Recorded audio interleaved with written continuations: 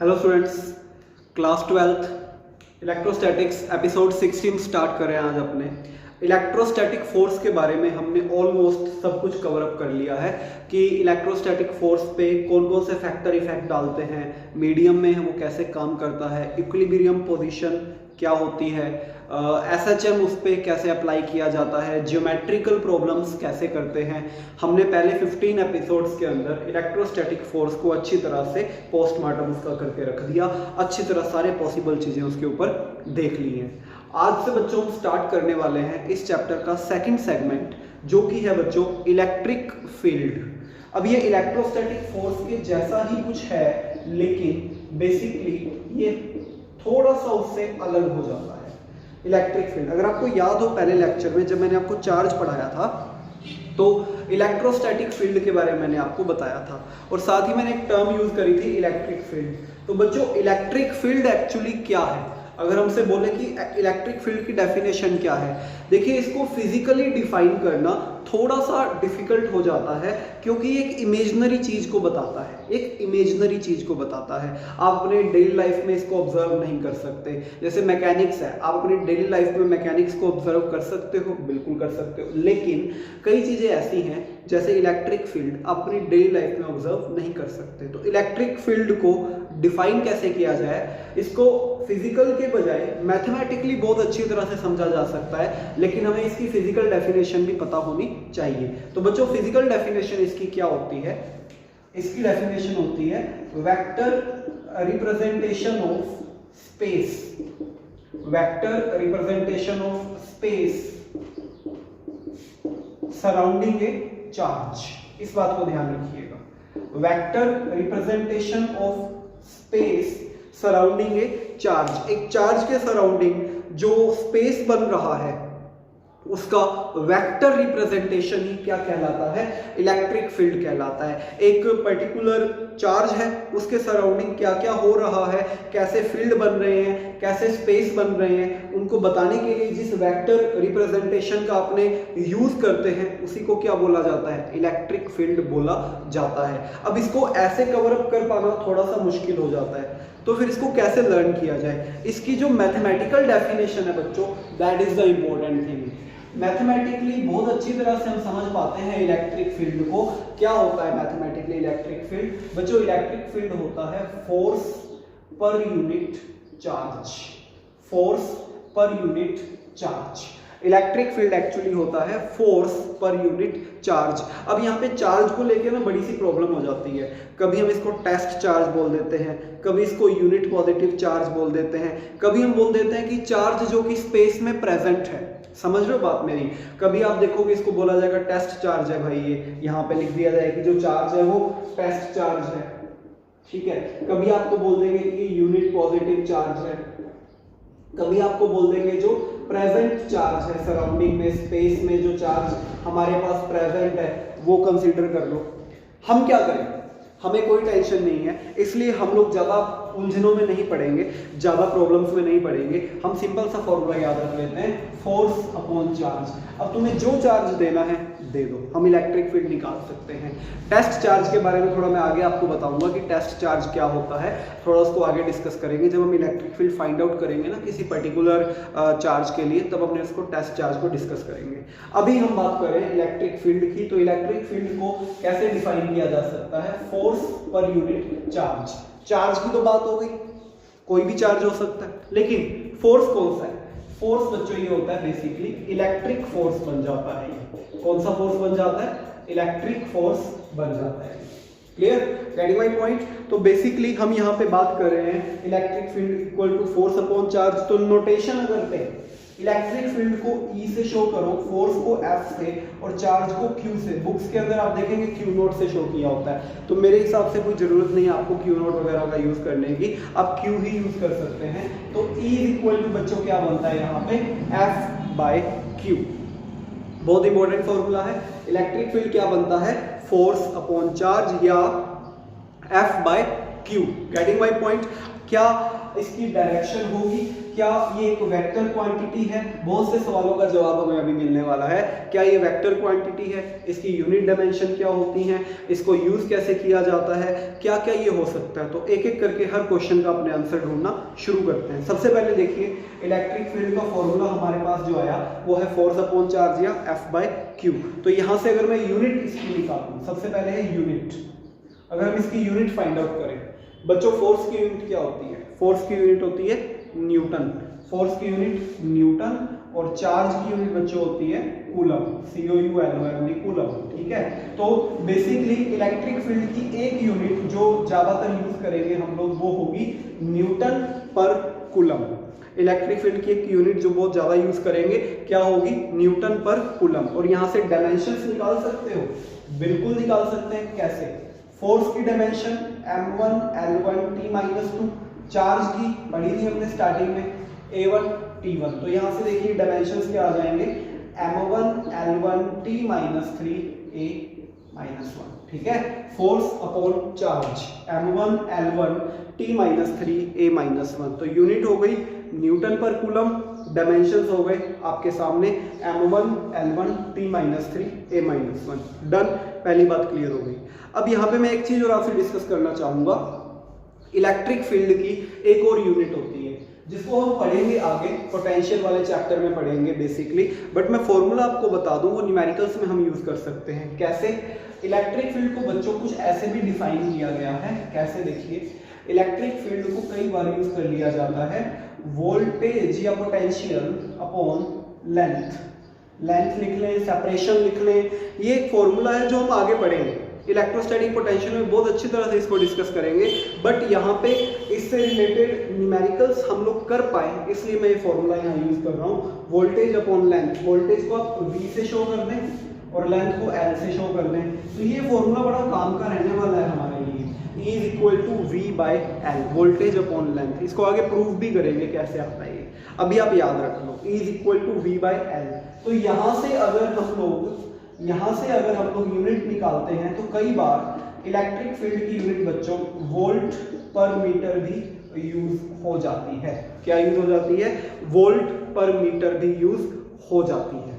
तो दो यूनिट हो गई हैं। आपको पता है डायमेंशन तो सेम ही रहते हैं, यूनिट चाहे हजारों हो जाए डायमेंशन चेंज नहीं होती, इसलिए हम डायमेंशन की बात नहीं कर रहे, वही रहेगी जो अभी बताई थी। यूनिट दो हो चुकी है, कौन कौन सी? एक हो गई है न्यूटन पर कूलम और एक हो गई है बच्चों वोल्ट पर मीटर। दोनों ही इंपॉर्टेंट है अपनी अपनी जगह पे, किसी का भी यूज कर सकते हो। ऑप्शन आपको न्यूटन पर कूलम में भी मिल सकता है, वोल्ट पर मीटर में भी मिल सकता है, totally depending upon the problem. वो हमारी दिक्कत वाली बात नहीं है। ठीक है, क्लियर? तो बातें समझ आ रही हैं आपको? चलते हैं आगे। अब हम बात करते हैं बच्चों इलेक्ट्रिक फील्ड की डायरेक्शन की। मैंने बोला ना ये वेक्टर क्वांटिटी हो सकती है, ये स्केलर है। चेक करते हैं पहले। तो देखिए, बेसिकली इलेक्ट्रिक फील्ड एक वेक्टर क्वांटिटी है। इसको लिखा जाता है E vector equal to F vector upon Q। क्योंकि देखो चार्ज तो स्केलर है, फोर्स वेक्टर है, तो E वेक्टर को क्या लिखते हैं? F vector upon Q। और यहां से अगर हमें F वेक्टर की वैल्यू निकालने को बोला जाए बच्चों तो वो आता है QE वेक्टर। इसको बोला जाता है कौन सा? Electric force. ध्यान रखिएगा, ये इलेक्ट्रोस्टैटिक फोर्स नहीं है। इलेक्ट्रोस्टैटिक फोर्स क्या था? K(Q1Q2/r²। ये क्या है? इलेक्ट्रिक फोर्स है। दोनों में डिफरेंस होता है, वही डिफरेंस होता है जो ग्रेविटेशन और ग्रेविटी में होता है। ग्रेविटेशन दो बॉडीज के बीच काम करता है, ग्रेविटी में एक बॉडी का अर्थ होना कंपलसरी है। तो वही डिफरेंस यहाँ पे भी आपको क्रिएट हो जाएगा इलेक्ट्रिक फोर्स और इलेक्ट्रोस्टैटिक फोर्स में। F इज इक्वल टू बच्चों क्या? QE। इसको क्या बोलते हैं? इलेक्ट्रिक फोर्स बोलते हैं। अब बात आ रही है वेक्टर की, तो हाँ जी, इलेक्ट्रिक फील्ड एक वेक्टर क्वांटिटी है। नो डाउट इलेक्ट्रिक फील्ड एक वेक्टर क्वांटिटी है। इसकी डायरेक्शन किधर होगी? इलेक्ट्रिक फील्ड की बच्चों जो डायरेक्शन होती है वो इलेक्ट्रिक फोर्स की डायरेक्शन में होती है। इलेक्ट्रिक फोर्स की डायरेक्शन में होती है। F वेक्टर की डायरेक्शन में इसकी डायरेक्शन होती है। किसकी? इलेक्ट्रिक फील्ड की डायरेक्शन इलेक्ट्रिक फोर्स की डायरेक्शन में होती है। इस पॉइंट को भी आप नोट कर लेना। तो नोट करने लायक जो बातें आई है फील्ड के बारे में, पहला, ये किसी भी चार्ज के सराउंडिंग जो स्पेस है उसका वेक्टर रिप्रेजेंटेशन है। मैथमेटिकली इसको F/Q से डिफाइन किया जाता है। यूनिट इसकी न्यूटन पर कूलम या वोल्ट पर मीटर हो सकती है। डायमेंशंस हमने चेक कर ली हैं। ये एक वेक्टर क्वांटिटी है जिसकी डायरेक्शन इलेक्ट्रिक फोर्स की डायरेक्शन में होती है, और इसकी वजह से आने वाला जो इलेक्ट्रिक फोर्स है वो क्या होता है, QE वेक्टर या QE। अगर अपने मैग्नीट्यूड की बात करें, वेक्टर फॉर्म में नहीं लिखते तो बच्चों F को क्या लिख सकते हैं, QE। ये बहुत काम का फोर्स है, हमारे बहुत काम आने वाला है आगे के पर्टिकुलर टॉपिक्स के अंदर। तो होप यहाँ तक आपको इलेक्ट्रिक फील्ड का इंट्रोडक्शन समझ आया होगा कि इलेक्ट्रिक फील्ड क्या होता है। ठीक है, चलिए अब चलते हैं आगे। अब यहाँ पे बेसिकली हमारे पास, चलो इलेक्ट्रिक फील्ड आ गया, अच्छी बात है, बहुत अच्छी बात है, इलेक्ट्रिक फील्ड आ गया। अब जैसे बेसिकली मैं आपसे एक न्यूमेरिकल करवा सकता हूँ इसके ऊपर, सिंपल सा एक न्यूमेरिकल देख लेते हैं। मैंने आपको बोला कि find out electric force on A point charge of 2 microcoulomb in an electric field of 10⁵ volt पर मीटर। बड़ा सिंपल सा न्यूमेरिकल मैंने आपसे पूछ लिया, तो कर लोगे, बहुत आसान है। देखो क्या क्या गिवन है, ट्राई करो पॉज करके इसको जल्दी से। आपको इलेक्ट्रिक फोर्स निकालना है पर्टिकुलर चार्ज पे, तो इलेक्ट्रिक फोर्स बच्चों F होता है QE, याद रखिए। Q की वैल्यू 2 × 10⁻⁻⁶, E की वैल्यू 10⁵, तो कितना आंसर आ गया, ये आ गया न्यूटन में। क्लियर, इस तरह से आप फोर्स निकाल सकते हो, F = QE, बहुत आसानी से आप कर सकते हो। समझ गए कितना आसान था। तो बेसिकली इस फॉर्मूला के ऊपर कुछ भी क्वेश्चन आप कर सकते हैं। धीरे धीरे इस फॉर्मूला के हम लोग कनेक्शन भी समझना शुरू करेंगे। देखिए कैसे,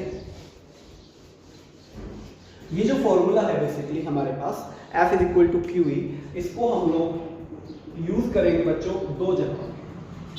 एक हम इसको यूज करेंगे, इसका बैलेंस चेक करेंगे, balance with gravity.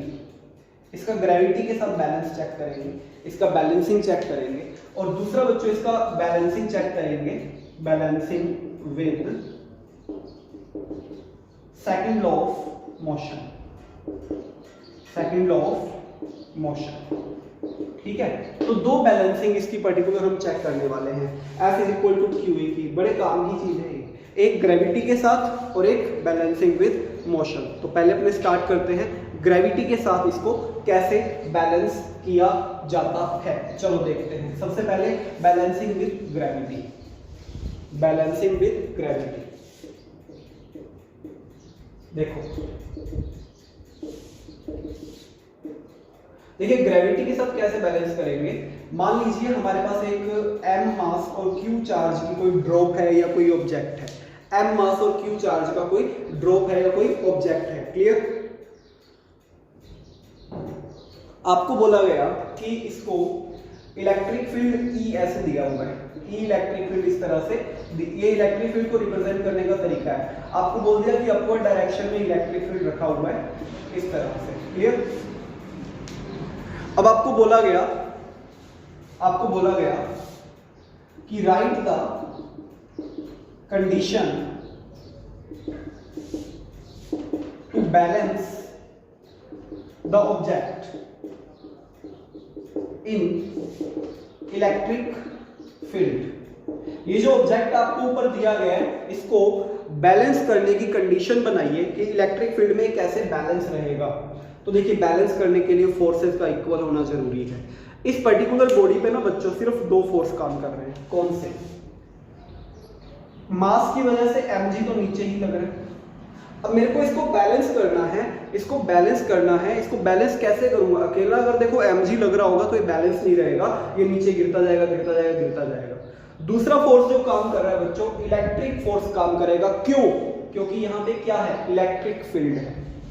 Electric field की वजह से इस बॉडी के पास चार्ज भी है, तो इलेक्ट्रिक फील्ड की वजह से इलेक्ट्रिक फोर्स काम करेगा। और इलेक्ट्रिक फोर्स की डायरेक्शन किधर होती है? इलेक्ट्रिक फील्ड की डायरेक्शन में, दोनों एक दूसरे के साथ कनेक्टेड है। फील्ड की डायरेक्शन फोर्स की डायरेक्शन में, फोर्स की डायरेक्शन फील्ड की डायरेक्शन में। तो इलेक्ट्रिक फील्ड किधर काम कर रहा है बच्चों? ऊपर। तो इलेक्ट्रिक फोर्स भी किधर काम करेगा? ऊपर। मैग्नीट्यूड क्या होता है? QE। तो बैलेंसिंग के केस में बच्चों कंडीशन क्या आ गई?